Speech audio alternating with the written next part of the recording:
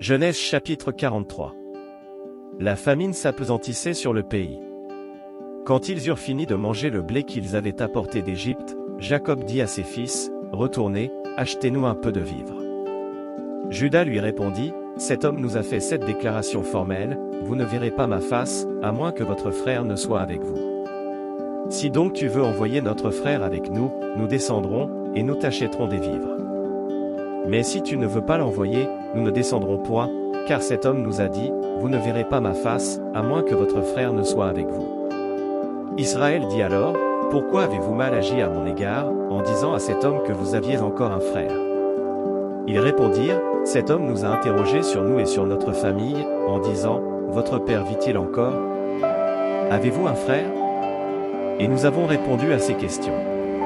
Pouvions-nous savoir qu'il dirait, « Faites descendre votre frère » Juda dit à Israël, son père, « Laisse venir l'enfant avec moi, afin que nous nous levions et que nous partions, et nous vivrons et ne mourrons pas, nous, toi, et nos enfants. » Je réponds de lui, « Tu le redemanderas de ma main. Si je ne le ramène pas auprès de toi et si je ne le remets pas devant ta face, je serai pour toujours coupable envers toi. Car si nous n'eussions pas tardé, nous serions maintenant 2 fois de retour. » Israël, leur père, leur dit, « Puisqu'il le faut, faites ceci. Prenez dans vos sacs des meilleures productions du pays, pour emporter un présent à cet homme, un peu de baume et un peu de miel, des aromates, de la myrrhe, des pistaches et des amandes. Prenez avec vous de l'argent au double, et remportez l'argent qu'on avait mis à l'entrée de vos sacs, peut-être était-ce une erreur.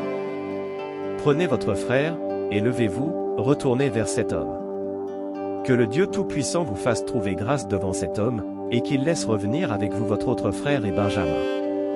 Et moi, si je dois être privé de mes enfants, que j'en sois privé. » Ils prirent le présent, ils prirent avec eux de l'argent au double, ainsi que Benjamin, ils se levèrent, descendirent en Égypte, et se présentèrent devant Joseph.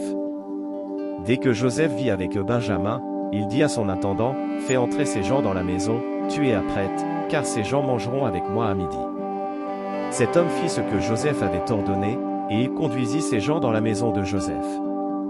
Ils eurent peur lorsqu'ils furent conduits à la maison de Joseph, et ils dirent, « C'est à cause de l'argent remis l'autre fois dans nos sacs qu'on nous emmène, c'est pour se jeter sur nous, se précipiter sur nous, c'est pour nous prendre comme esclaves, et s'emparer de nos âmes. » Ils s'approchèrent de l'intendant de la maison de Joseph, et lui adressèrent la parole, à l'entrée de la maison. Ils dirent, « Pardon. Mon Seigneur, nous sommes déjà descendus une fois pour acheter des vivres.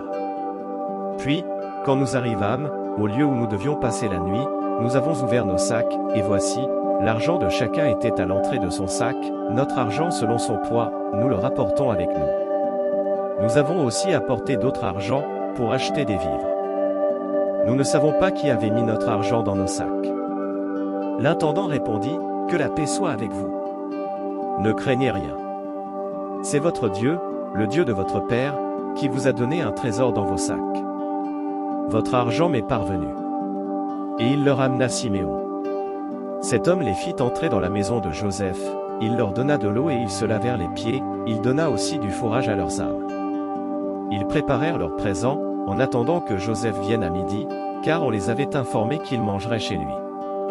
Quand Joseph fut arrivé à la maison, ils lui offrirent le présent qu'ils avaient apporté, et ils se prosternèrent en terre devant lui.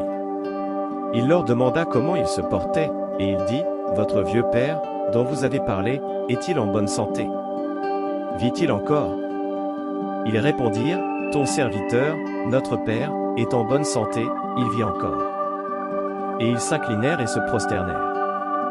Joseph leva les yeux, et, jetant un regard sur Benjamin, son frère, fils de sa mère, il dit, « Est-ce là votre jeune frère, dont vous m'avez parlé? » Et il ajouta, « Dieu te fasse miséricorde, mon fils. » Ses entrailles étaient émues pour son frère, et il avait besoin de pleurer, il entra précipitamment dans une chambre, et il y pleura.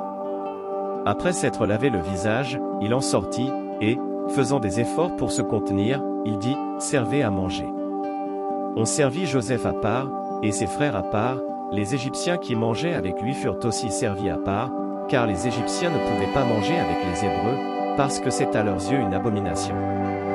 Les frères de Joseph s'assirent en sa présence, le premier-né selon son droit d'aînesse, et le plus jeune selon son âge, et ils se regardaient les uns les autres avec étonnement. Joseph leur fit porter des mets qui étaient devant lui, et Benjamin en eut 5 fois plus que les autres. Ils burent, et s'égayèrent avec lui.